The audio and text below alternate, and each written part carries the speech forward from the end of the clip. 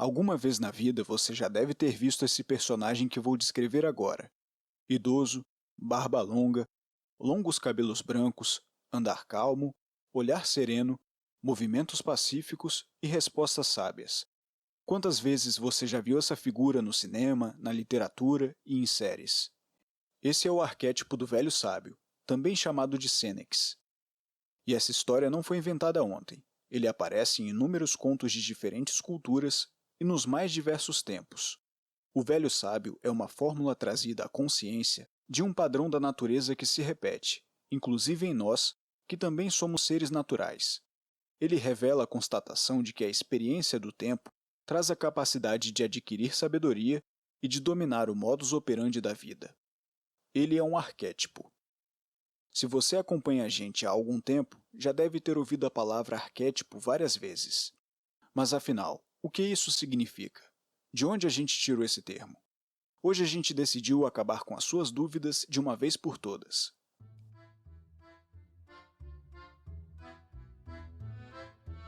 Oi, esse é o Imago Mundi, o podcast da Inspira. Nós somos os criadores do livro de Afrodite, um guia arquetípico para o reencontro com a divindade interior. Se esse assunto te interessa, dá uma olhada no link na descrição. Aqui a gente vai trazer assuntos de desenvolvimento pessoal e autoconhecimento com base na psicanálise e ancorados nas técnicas da escrita terapêutica. Por falar nisso, já deixa papel e caneta por perto. Ao final de cada episódio, lançaremos uma sugestão de pergunta para você responder com consciência e sinceridade e para trazer luz nessa jornada, cujo objetivo é a riqueza de descobrir a si mesmo. Venha com a gente neste terceiro episódio do Ciclo de Afrodite. Hoje nós vamos te explicar o que é um arquétipo, o que ele faz com a sua vida e vamos esclarecer se você pode ou não ativá-lo. Se interessou? Então fique com a gente.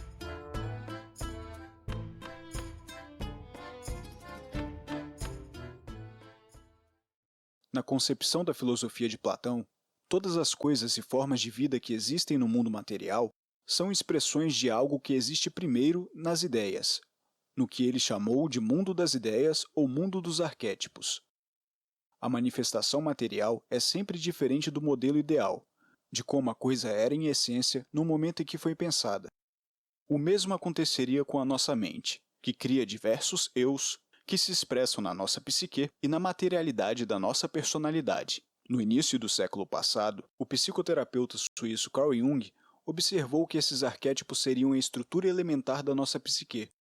De acordo com ele, esses arquétipos seriam imagens universais, que existiram desde os tempos mais remotos e que renascem em cada novo ser humano como um conteúdo do inconsciente coletivo.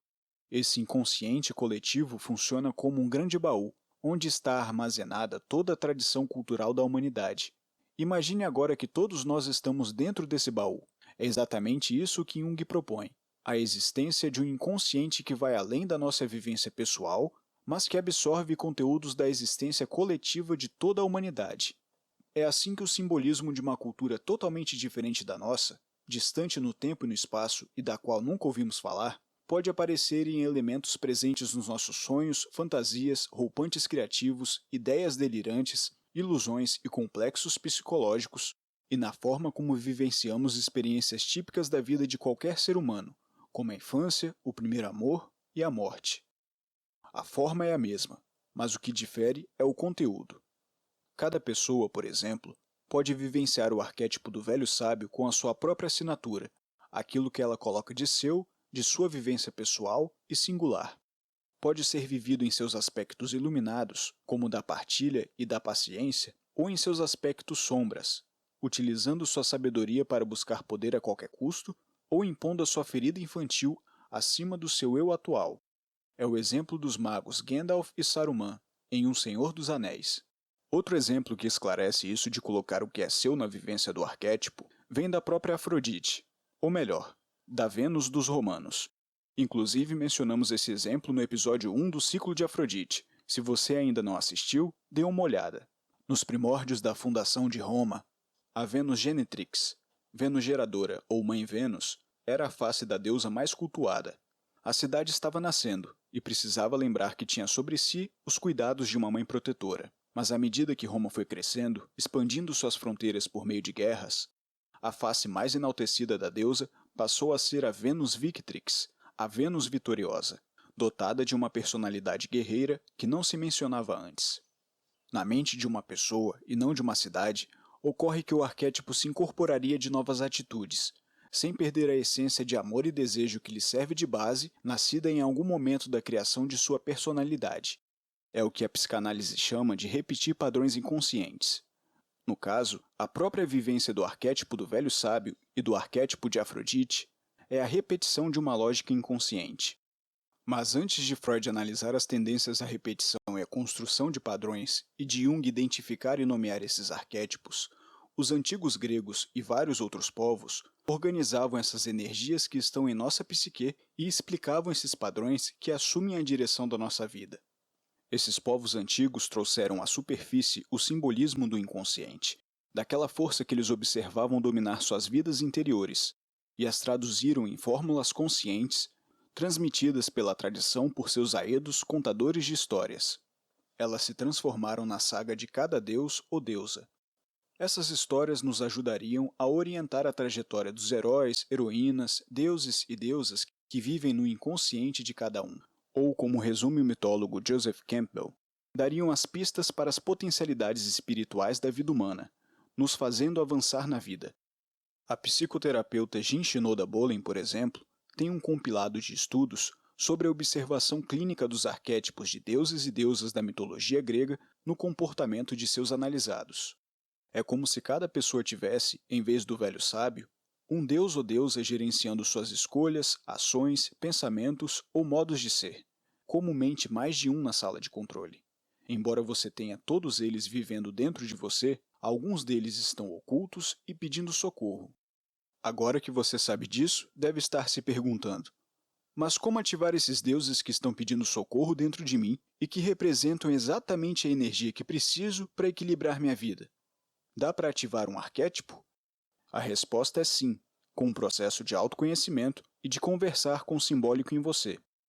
Se o inconsciente é estruturado em forma de linguagem, esse é o caminho possível para ativar as forças de determinado arquétipo em você. Se expor aos temas de cada deus, buscando aprender com ele, é o caminho. E foi isso que fizemos no livro de Afrodite, por exemplo. Estamos falando de deuses e deusas, mas embora essa estrutura tenha sido traduzida pelas culturas antigas em uma linguagem religiosa, estudar os arquétipos à luz da psicologia profunda não tem implicação religiosa. Não significa que você deve cultuar os deuses dos gregos e negar a sua fé. Significa, sim, absorver o simbólico dessas histórias, pois o simbólico é a linguagem com a qual o inconsciente se comunica. Para nós, esses deuses e deusas, objetos de veneração, podem ser vistos como a personificação de uma energia que habita o indivíduo, e que, por isso, deve ser vista como sagrada e importante. Conhecer esse sistema simbólico é uma forma de entender a si mesmo, se aceitar como indivíduo e transcender, porque é só quando nos aceitamos que podemos ser melhores ainda com nós mesmos. O primeiro passo para entender qual arquétipo está te guiando é ter um entendimento mínimo sobre quem é você. É por isso que vamos deixar 2 perguntas. Pegue papel e caneta e escreva suas reflexões a partir das nossas provocações.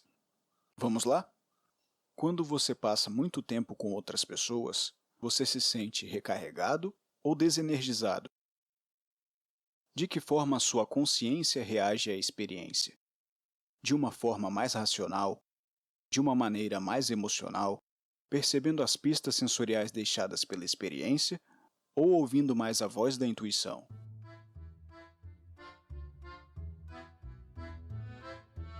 As perguntas são a chave mestra para abrir as portas que você deixou trancadas ao longo dos anos.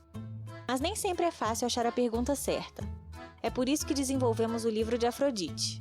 Parte livro, parte caderno, o objetivo dele é te guiar em uma jornada arquetípica de reconexão com partes divinas do seu inconsciente. São 233 sessões de escrita terapêutica. Veja nos links na descrição. E não se esqueça de curtir, compartilhar esse conteúdo com quem você lembrou e nos seguir nas redes sociais. Isso ajuda muito na divulgação do nosso trabalho.